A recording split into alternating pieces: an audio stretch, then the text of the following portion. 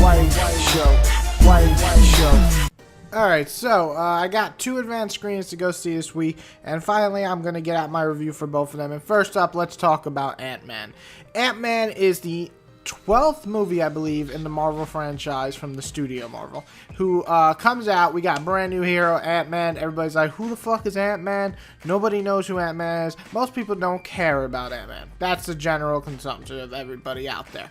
Me, I always thought Ant-Man was just an okay character. He was interesting enough in the Avengers, though never really a very vital plot character, though he did create Ultron in the comics. But anyway, never an important character. So I went into this movie very, very, very little expectations, and I came out pleasantly surprised. Let's talk about the pros real fast. Ant-Man is a story about Scott Lang, who is a criminal, and he gets caught, put into jail, and then he's given a second chance basically by Hank Pym, the original Ant-Man.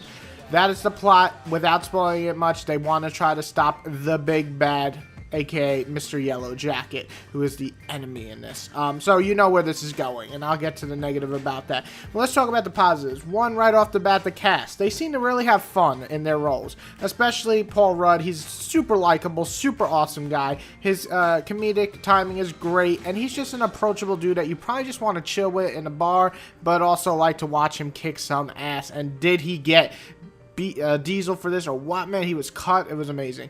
Anyway, cast is great. It's a funny movie. That's kind of an interesting thing, because I like all the Marvel movies. I think they're all, fun to watch. Some of the jokes are hit or miss, but in this movie, very few jokes were missed, and the jokes that were missed were really for kids to enjoy more than us.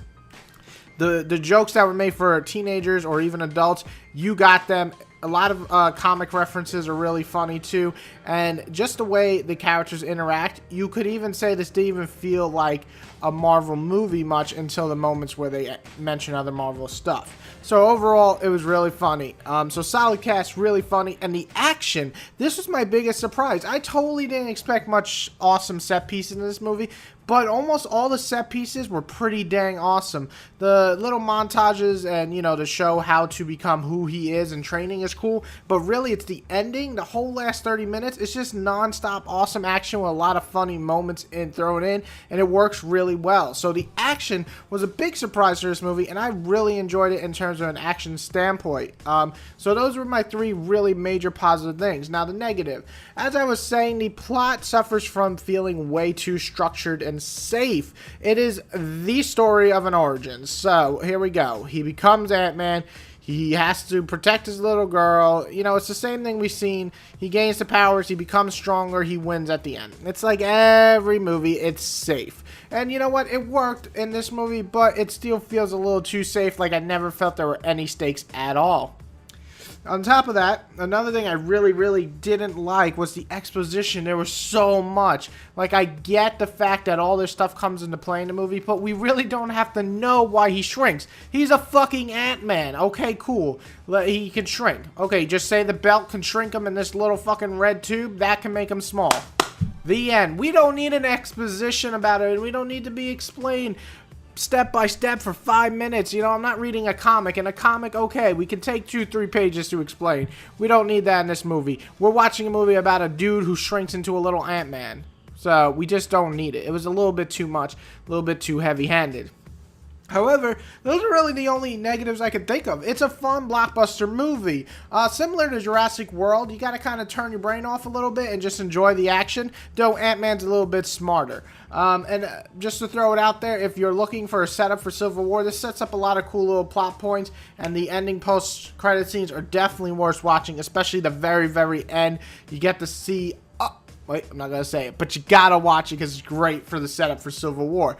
So overall, what did I think of Ant-Man? It's a fun, entertaining, laughing type of movie. Now, is it the best Marvel movie? No. Is it an entertaining one?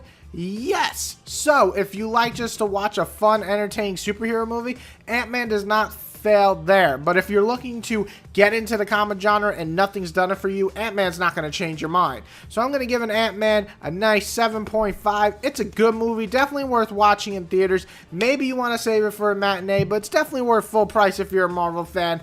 Everybody else who doesn't like comic books, just stay clear. This isn't the one to change your mind. Whitey out, go check out Ant-Man. Hey guys, if you can click below on the info bar, you can see links to my new graphic novel that I've been working on with a buddy of mine. We have the first issue out right now for free, and you can download it on Amazon. You can also just simply read the whole issue right on our Facebook fan page. And please like us on Facebook for new updates, information, giveaways, and much more. Thank you all for the great support you've given me so far, and keep coming back for reviews, top 5s, and much more.